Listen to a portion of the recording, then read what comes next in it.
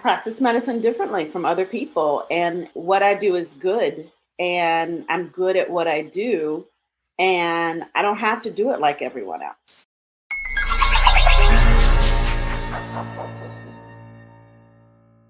Welcome to DocWorking, the Whole Physician podcast. I'm so excited today to be with my guest, Reverend Dr. Kisha Hartwick, and we're going to talk about what's faith got to do with it.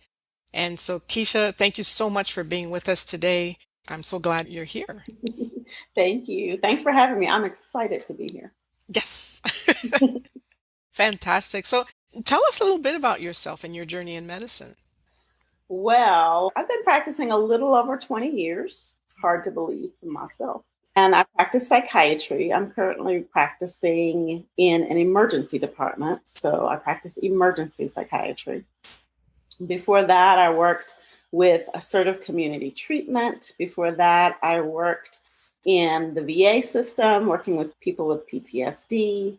So I've just been kind of traveling along this road in psychiatry for a long time. Well, let me ask you this. Why did you choose psychiatry?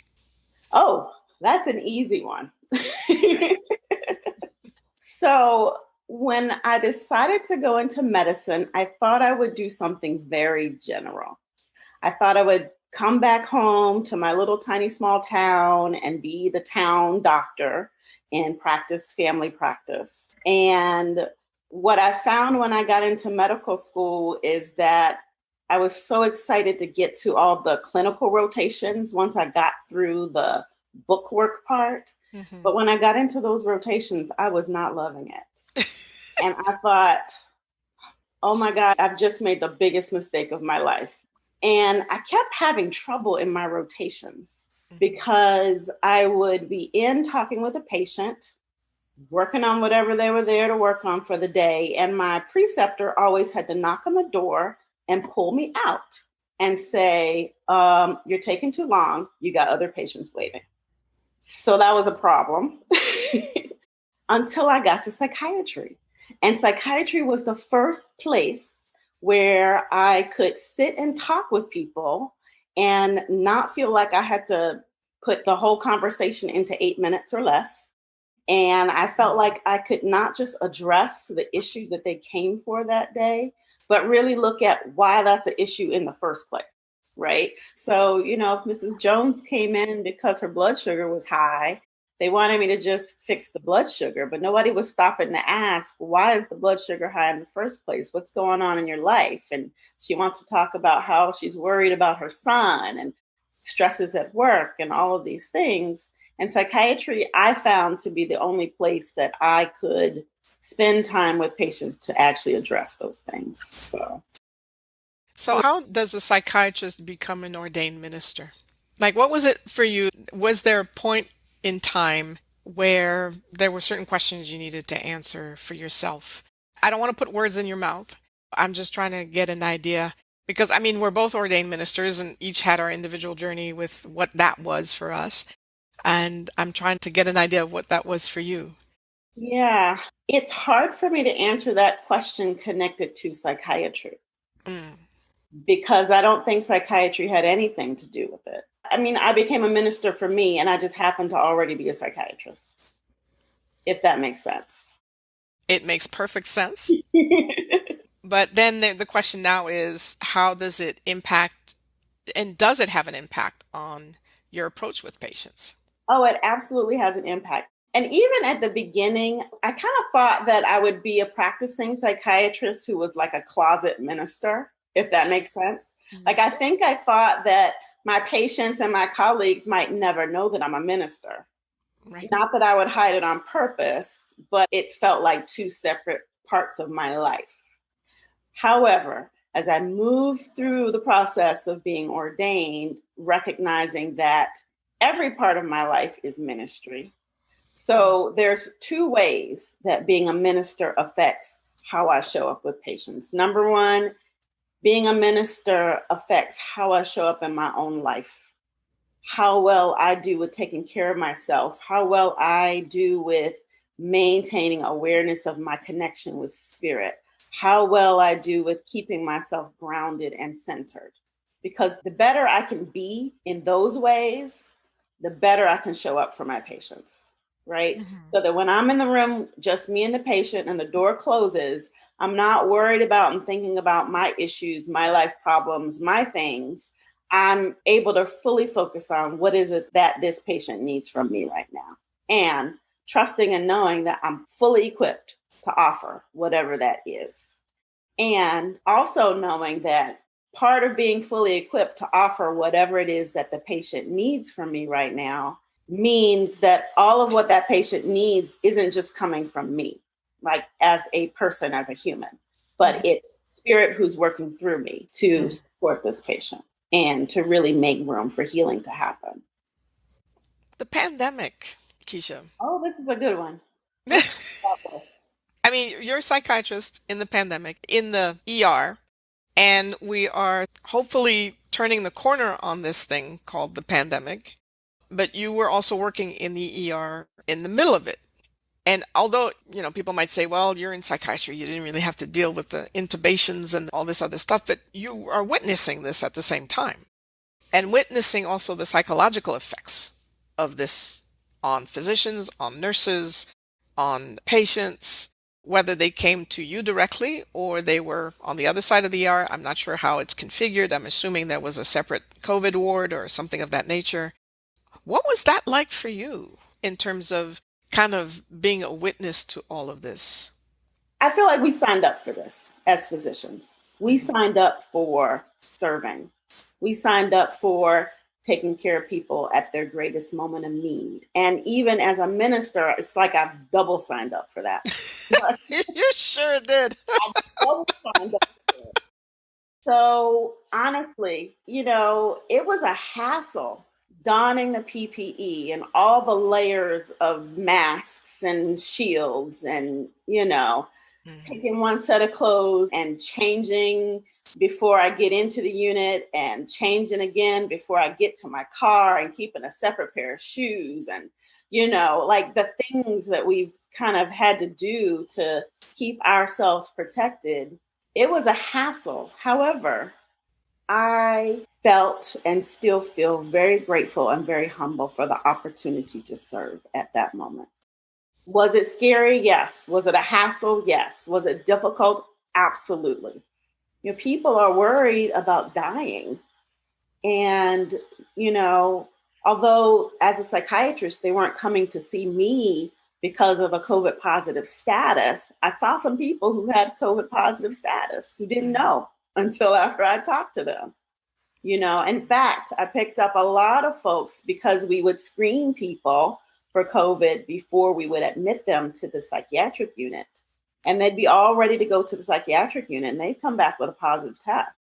They didn't know, we didn't know. And Wow. so now you're in the hospital for a different reason, right? And it's interesting to see, and I saw this happen a few times. The people who came to the hospital because they were suicidal and they thought their life wasn't worth living. And I said, I'm going to keep you in the hospital. I'm going to admit you to the psychiatric unit where we can make sure that you stay safe Hmm. and help you get back to a place where you are no longer feeling suicidal. The moment that test came back positive for COVID, all of a sudden life was important to them. I mean, really, Yes. all of a sudden, All of a sudden, it's a different perspective, isn't that's it? a different perspective. Hmm. Hmm. So that's kind of what my interface with COVID looked like. I Hmm. think my biggest area of service was with my teammates, the nurses, the techs, who Yeah. spent more time in the room with patients than the rest of us do. They're the people that when the doctor leaves the room, the patient will say, "Can I ask you a question?" Yeah. Yeah. And I Hmm. think that the biggest toll has really been on them. So, I just took it on as my personal project to just check in on my people, my staff, my nurses, and just check in with them and how are you doing and how are you managing? And to show them that even though the rest of the world gets to shut up in their homes and close off and don't have to come out, and we do, we still don't have to be victim to this experience, Hmm. Hmm. and we are called for this. And God chose us for this. So we still don't have to be victims to this experience. Now, I know what you mean by that. At the same time, how would you encourage someone else to put that in perspective, whether it's a patient or a staff member? So I would remind the staff members that, your presence here is important. And these patients need you.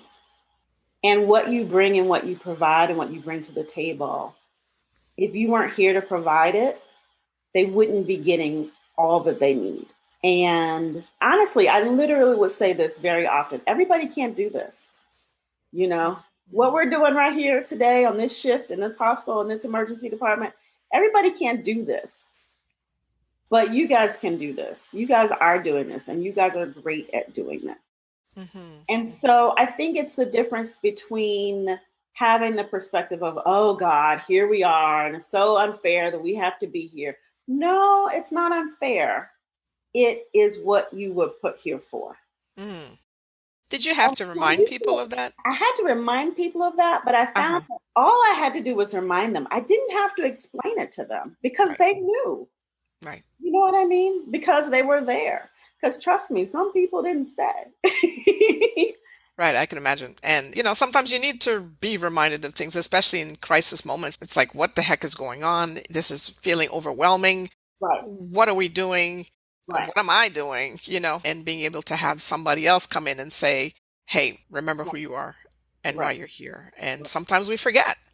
Sometimes we forget. And let me also add and kind of add that back to even my experience with patients too, especially as it relates to the question of, what does spirituality have to do with it?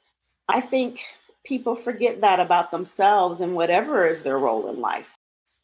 People forget. And part of my job is just to remind them. And I will often ask my patients, what's your spiritual life like right now? Mm. And they'll kind of stop and pause. I get a wide range of answers to that question. Any that you can share? It could be anything as general as there's nothing happening in my spiritual life right now.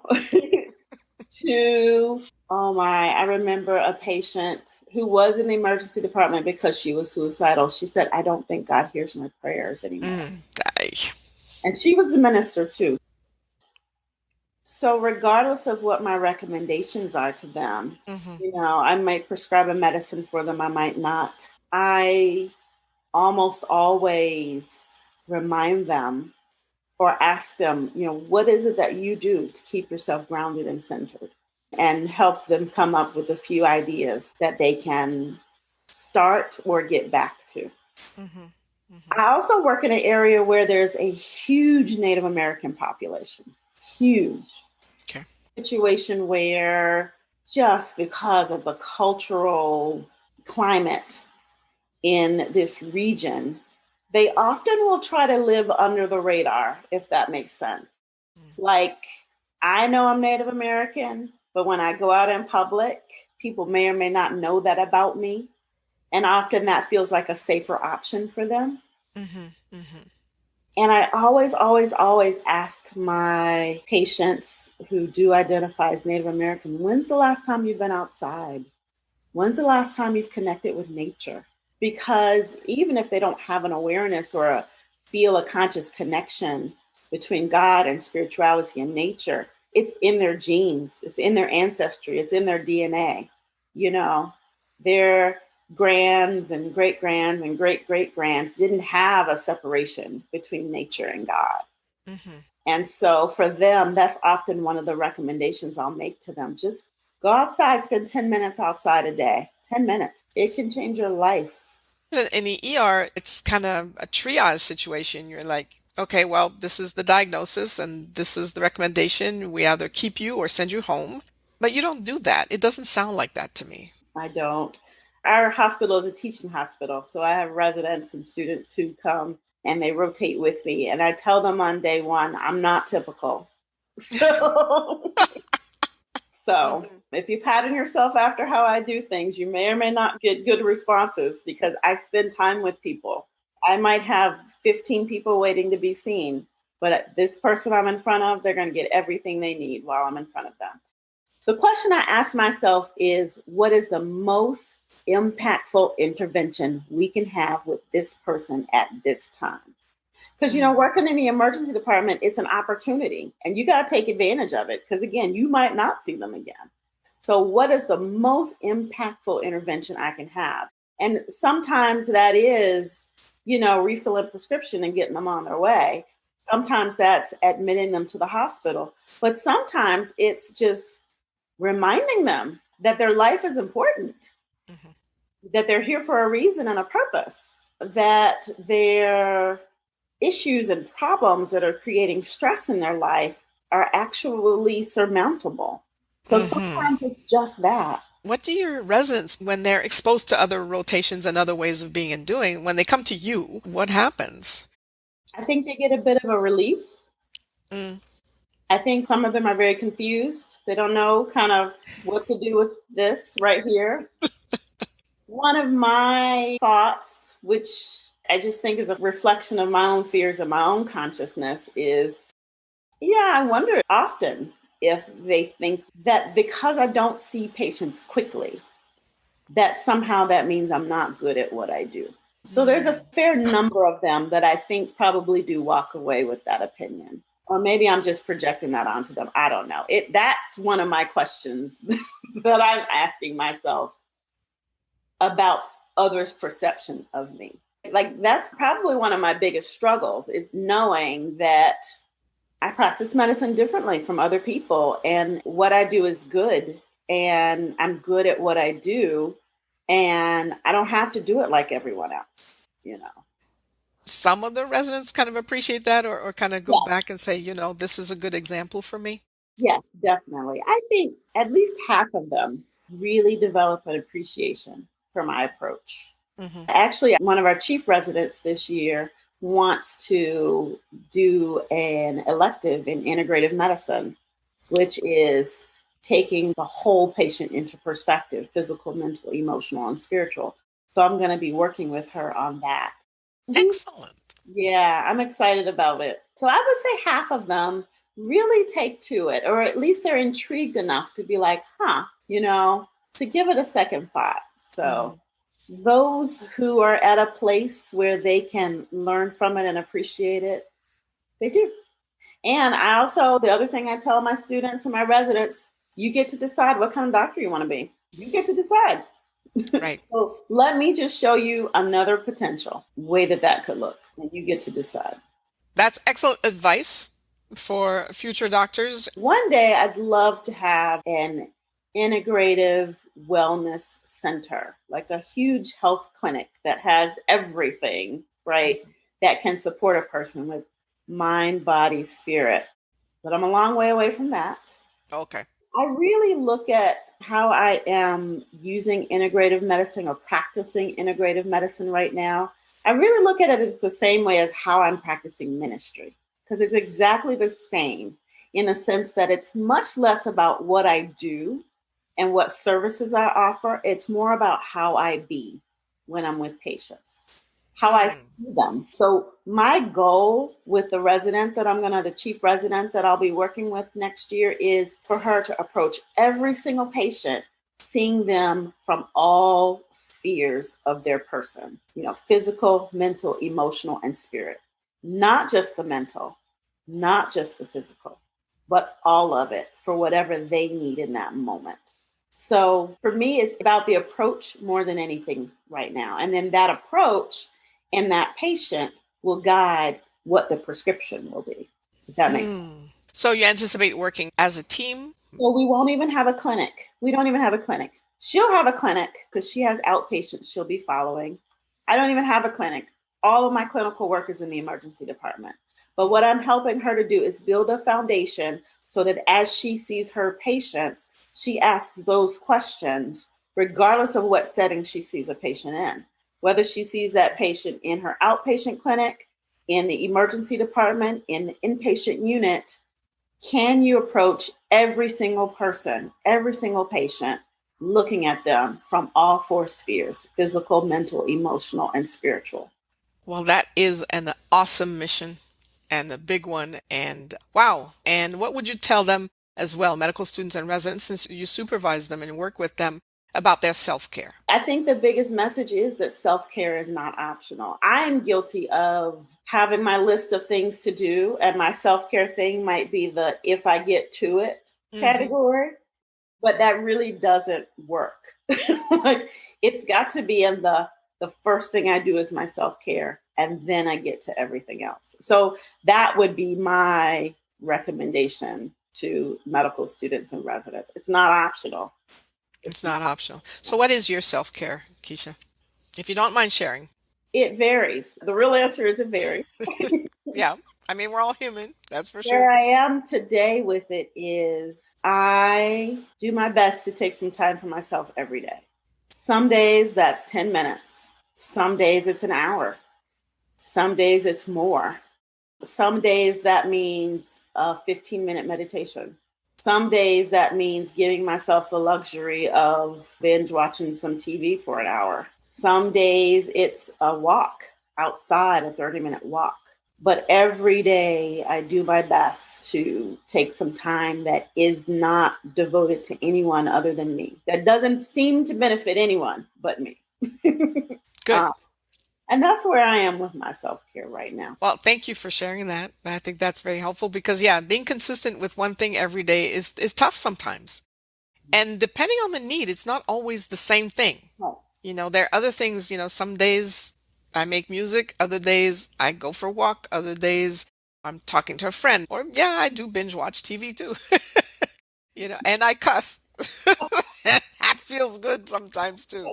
Like, hey, we're human. I'm human. So yes, it's taken into account that it's great if it's super disciplined and consistent, but sometimes that's just not realistic.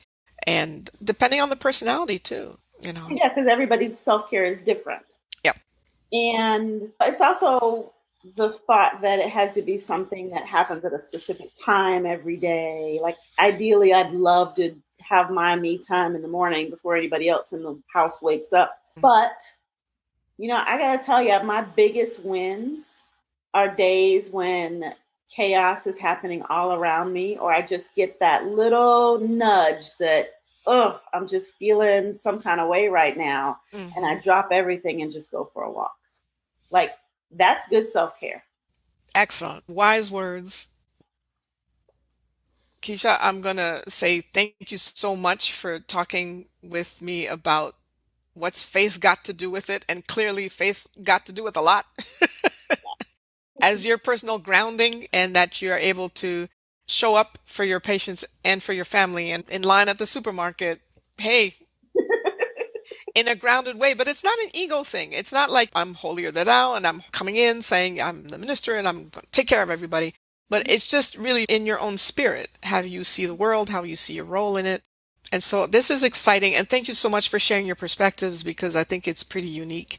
And I think not often talked about the impact of faith on a physician's life, and not just in their professional role, but in their personal role, how they see themselves in the world. And so I thank you for opening up that conversation. We want to remind you that if you do want coaching support right now, all you have to do is go to DocWorking.com and you can check out our coaching opportunities for you to get a certified coach who is experienced in working with physicians. Also, if you're not on our newsletter yet, you got to get over to DocWorking.com today and sign up. That's how you find out about all kinds of offers and resources that we have available to you. So until next time, thanks so much for being with us here on DocWorking, the Whole Physician Podcast.